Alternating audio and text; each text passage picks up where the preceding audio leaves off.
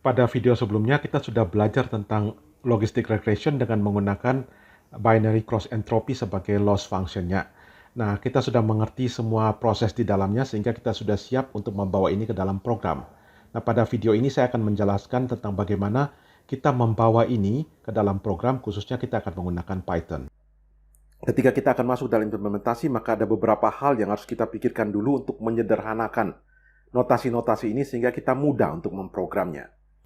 Nah, saya tuliskan ulang ini dalam bentuk yang lebih rapi, jadi Anda sama seperti yang di slide sebelumnya, ada input, dihitung Z, kemudian dihitung Y topi dengan menggunakan sigmoid, kemudian kita hitung loss-nya menggunakan binary cross entropy, cost-nya, kemudian kita hitung turunan-turunannya, gradiennya, kita update nilai W dan nilai B, kemudian proses ini berjalan terus lagi. Nah, ini sekarang kita akan masuk ke dalam program, dan ketika kita masuk ke dalam program logistic regression, maka kita bukan cuma menggunakan satu sel saja. Karena kalau satu sel saja, maka masalah yang akan diselesaikan terlalu sederhana. Maka kita menggunakan banyak sekali sel daripada machine learning logistic regression ini, kita susun dalam bentuk beberapa node dalam satu lapis, dan dalam beberapa lapis ini yang kita kenal dengan nama neural network. Jadi neural network adalah network dari sel-sel yang kecil yang sudah kita pelajari sebelumnya. Nah, ketika kita masuk dalam program dengan neural network seperti ini, dengan logistic regression yang terdiri dari banyak layer dan banyak node, maka kita akan menemui persamaan yang banyak sekali weight, banyak sekali bias, banyak sekali set, sangat banyak persamaan yang ada. Sehingga kita perlu menemukan cara yang lebih sederhana, agar ketika kita membuat program untuk ini, program kita tidak sedemikian rumitnya. Sehingga kita perlu menggunakan yang namanya matriks. Kita tidak menghitung satu persatu nilai ini, tapi kita menggunakan vektor atau menggunakan matriks untuk melakukan program ini. Nanti saya akan tunjukkan bahwa ketika kita sudah menggunakan matriks, maka semua proses ini akan jauh lebih simple dari yang kita bayangkan. Sekarang saya tunjukkan di sini, kita punya beberapa layer. Kita perlu ada notasi dulu. Jadi, misalnya ini saya punya layer pertama ada 3 node, inputnya ada 4, karena saya punya X1, X2, X3, X4, jadi ada 4 input, outputnya ada 3. Y1, Y2, Y3. Jadi ada output 1, output 2, output yang ketiga. Jadi tiap node dapat input dari X1, X2, X3, X4. Ini juga dari X1, X2, X3, X4, sama juga begitu. Cuma saya tidak gambar garis karena nanti garisnya jadi rumit.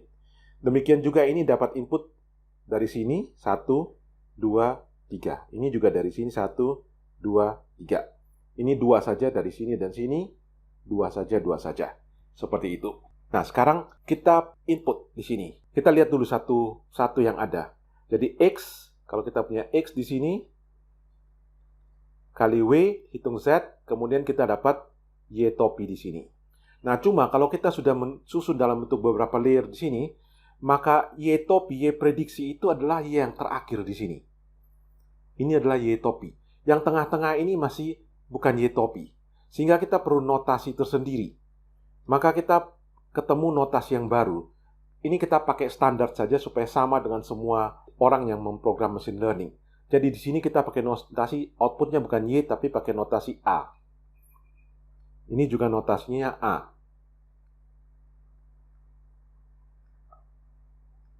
Sesudah A baru kita punya Y topi di situ. Kalau kita sudah dapat Y topi maka kita hitung loss. Loss adalah seberapa jauh Y topi ini dari Y yang seharusnya. Jadi ini sudah ada A di situ. Sekarang karena kita punya W, punya A, supaya kita bisa membedakan, maka ini kita sebut sebagai layer 1, ini layer 2, ini layer 3. Nah, supaya kita bisa gampang, maka saya kasih nama. Ini variabelnya A1. A1 berarti A dari layer 1. Ini A2, berarti A dari layer 2, ini A3 berarti A dari layer 3. Nah, maka kita akan dapat di sini bahwa Y topi itu akan sama dengan A3. Maka sama juga. Z di sini saya sebut sebagai Z1. Ini Z2. Ini Z3. Z3, Z3. Demikian juga W. Ini saya sebut W1, ini saya sebut W2, ini saya sebut W3. Ini saya sebut B1, B2, dan B3. Nah, karena angkanya banyak, maka kita akan tulis dalam bentuk matriks. Jadi semua angka-angka ini kita kumpulkan dalam bentuk matriks. Jadi saya punya matriks di sini, matriks A1 yang isinya ada 3 angka. Ini saya punya matriks A2, isinya 2 angka. Ini saya punya matriks A3, isinya 3 angka. Misalnya begitu. Kemudian selain matriks A, kita perlu matriks apa? Saya perlu matriks W. Maka saya kasih nama, kita sepakat namanya W1. Ini juga matriks. Ini juga matriks W2, berarti matriks W dari layer 2. Ini matriks W3, berarti matriks W dari layer 3. Kita perlu juga kumpulan dari B. Maka saya punya B1. Ini juga matriks, karena isinya ada banyak. B2, ini B3. Jadi matriks W1, matriks B1, matriks A1. Kita juga perlu menyimpan nilai Z-nya. Juga nilainya banyak, maka ini Z1, matriks juga, karena ada banyak isinya. Z2, matriks juga. Dan Z3, matriks juga. Jadi sekarang setiap layer mempunyai paling tidak ada 4 matriks. Matriks W, matriks B, matriks Z, dan matriks A. Nah, setelah selesai ini, maka saya bisa buat matriks Y topi. Ini sama dengan matriks A yang terakhir. Dalam kasus ini, A3. Kalau kita punya layer sampai 10, berarti ini A10. Jadi, layer 3, outputnya A3, inputnya A2.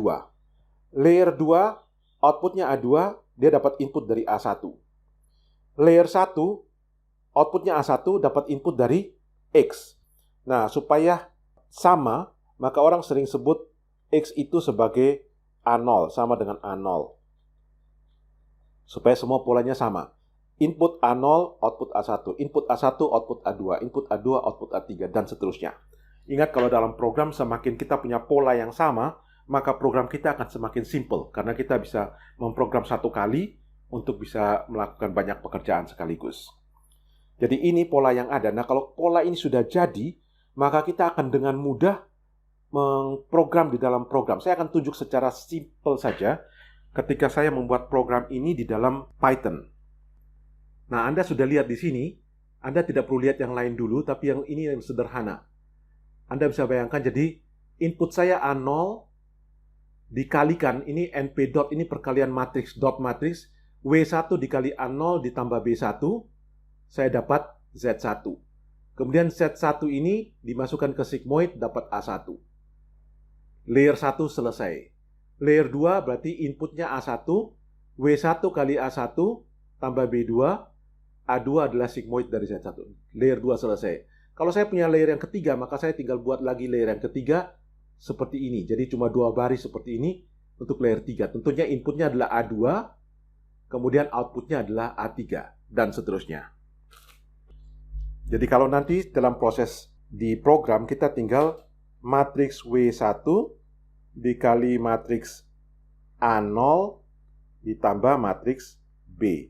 Ini saya akan dapat matriks Z1. Kemudian saya mau hitung A1. A1 matriks juga adalah, kita ingat A1 adalah fungsi sigmoid. Jadi sigmoid dari Z1. Ya, seperti ini, seperti yang tadi saya tunjukkan di program dengan menggunakan Python. Maka kalau kita sudah menggunakan format matriks atau format vektor, maka kita tidak perlu urus satu-satu nilai yang ada. Kita cukup satu perintah saja, semua sudah selesai. Jadi ini yang perlu kita ingat. Jadi kita perlu punya, setiap layer punya paling tidak ada 4 buah matriks. Sekarang langkah berikutnya adalah kita perlu menentukan berapa ukuran dari matriks-matriks ini. Karena kalau ukurannya salah, Anda ingat perkalian matriks, kalau salah ukuran jadi error. Maka kita harus dengan teliti menentukan ukuran dari matriks ini. Nah, di sini saya sudah buat yang lebih sederhana. Saya buat, katakanlah kita punya 2 input saja, X1 dan X2. Kemudian outputnya juga ada 2, Y1 dan Y2. Dan saya buat cuma ada 2 layer. Jadi layer 1, ini layer 2. Kemudian Anda tahu inputnya, kan ini bisa jadi banyak. Jadi misalnya input sampel dari orang pertama, data orang pertama, misalnya terkait tinggi badan dari orang Indonesia dan orang Jerman, maka ini Indonesia yang pertama, orang yang kedua, orang yang ketiga, orang yang keempat. Bisa jadi ada 1000 orang yang diambil datanya, maka M-nya 1000. Kalau 2000 orang, maka M-nya 2000. Jadi M ini banyaknya sampel, sedangkan X adalah datanya. Misalnya ini tinggi badan, ini berat badan, gitu. Output adalah output yang kita mau, label yang kita mau. Nah, saya sudah gambarkan di sini, katakanlah saya punya 3 node di sini. Kita akan mencoba menentukan berapa ukuran dari setiap matriks yang ada. Oke, sekarang pertama saya ambil yang paling pertama. Katakanlah saya butuh tulis gini, ini X1, X2 dari orang yang pertama, Y1, Y2 dari orang yang pertama. Maka saya masukin di sini X1 dan X2. Kalau saya masukin X1 dan X2 di situ, maka setelah diproses saya akan dapat Y topi 1 dan Y topi 2. Ini dari orang yang pertama semua. Sekarang kalau saya masukkan data orang yang kedua, maka X1 dan X2 dari orang yang kedua. Maka saya masukkan lagi sekarang X1 dan X2 dari orang yang kedua. Maka saya akan dapat Y1 dan Y2 topi dari orang yang kedua. Demikian seterusnya, kalau saya punya 1000 orang, atau saya punya M orang, maka saya akan masukkan X1 dan X2 dari orang yang ke M. Maka saya akan teruskan sampai saya masukkan X1 dan X2 dari orang yang ke M. Maka di sini juga saya akan dapat Y1 dan Y2 topi dari orang yang ke M. Nah, proses ini sebenarnya sama juga yang terjadi di tengah. Ketika saya masukkan X1 dan X2 dari orang pertama, saya akan dapat A1 dan A2 dari orang yang pertama. Demikian juga saya akan dapat set 1 dan set 2 dari orang yang pertama. Begitu saya masukkan input untuk orang yang kedua, maka ini juga saya akan dapat yang baru lagi. Saya tulis di bawah sini saja supaya tidak terlalu tumpuk di sana. Z1, Z1 ini dari orang yang pertama. Saya dapat lagi Z1 lagi dari orang yang kedua. Demikian juga saya dapat tadi A1 dari orang yang pertama. Saya dapat lagi A1 dari orang yang kedua. Di sini juga Z1, Z2 ya. Z2 dari orang pertama, Z2 dari orang yang kedua. Dan saya dapat juga A2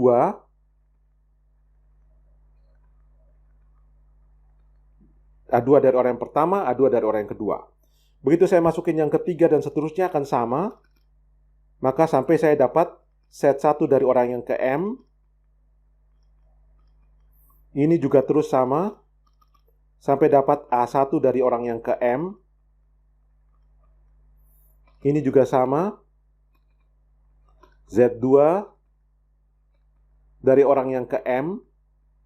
Ini juga sama. A2 dari orang yang ke M. Maka dari sini kita sudah bisa menentukan ukuran matriks kita. Jadi, ukuran matriks X kita berapa? Ukuran matriks X kita adalah 2 kali M. 2 baris M kolom. Ukuran matriks Z1 berapa? Z1, karena dia ada 3 node, maka 3 kali M. Ukuran matriks A1 berapa? Karena layer 1 ada 3 node juga, maka juga 3 kali M. Layer 2, maka kita punya Z2. Ukuran matriksnya berapa? Karena layer 2 cuma 2 node, maka 2 kali M. Demikian juga Anda, oh ini enggak salah, maaf.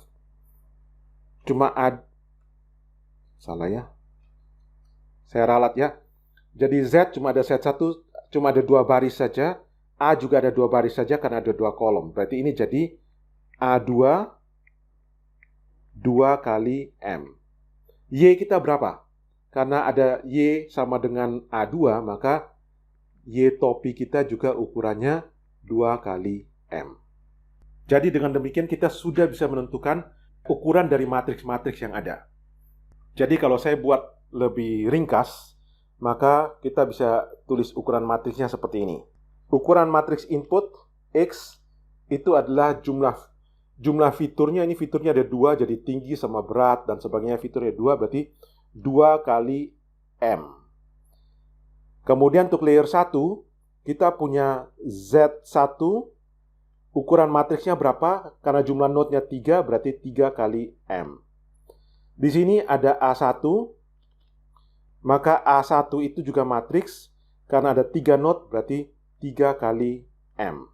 Layer 2, kita punya juga A2 di sini dan Z2. Ukuran matriks Z2-nya berapa? Ukuran matriks Z2 karena ada 2 node saja berarti 2 kali M. Ukuran matriks A2 adalah juga 2 kali M. Kemudian output yang terakhir karena Y topi sama dengan A2, maka Y topi pasti ukurannya akan sama dengan A2 yaitu 2 kali M. Sekarang kita lihat. Di dataset kita yang file yang asli, ukuran matriks X-nya itu berapa? M baris dan 2 kolom. Berarti X di sini ukurannya masih M kali 2. Padahal kita perlu 2 kali M. Maka proses yang pertama adalah kita membuat X yang baru sama dengan X yang lama ditranspose. Jadi diputar supaya menjadi 2 kali M. Demikian juga Y. Y kita ini aslinya ukurannya M baris dan 2 kolom. Jadi M kali 2. Padahal kita mau Y itu 2 kali M, baik Y topi maupun Y. Maka juga proses pertama adalah kita buat Y yang baru adalah Y yang lama ditranspose. Supaya semua ukurannya menjadi standar. Oke, kita sudah dapat ukuran dari Z dan A. Bagaimana dan ukuran B dan ukuran W? B, kalau ada 3 node maka B-nya ada 3. B tidak tergantung dari berapa M, B-nya cuma 3. Maka ukuran dari B adalah jumlah node dikali 1, selalu seperti itu. Berarti di sini, ini B1, ukuran dari B2 adalah jumlah node-nya ada 2, berarti 2 kali 1. Bagaimana dengan ukuran W-nya? Nah, kita menggunakan format yang standar. Ukuran W adalah jumlah baris itu banyaknya node, jumlah kolom itu banyaknya input. Jadi ini 3, 2. Berarti 3 kali 2. Di sini ada 2 node, berarti 2. Dikali banyaknya input, dia adalah 3. Jadi inilah ukuran-ukuran dari matriks yang kita akan pakai untuk kita melakukan proses seperti ini. Jadi kalau kita sudah menetapkan ukuran matriks yang benar, maka kita akan dengan mudah melakukan program kita. Saya akan tunjukkan contoh ini di dalam program. Pada video berikutnya saya akan tunjukkan bagaimana kita mengimplementasikan ini di dalam program.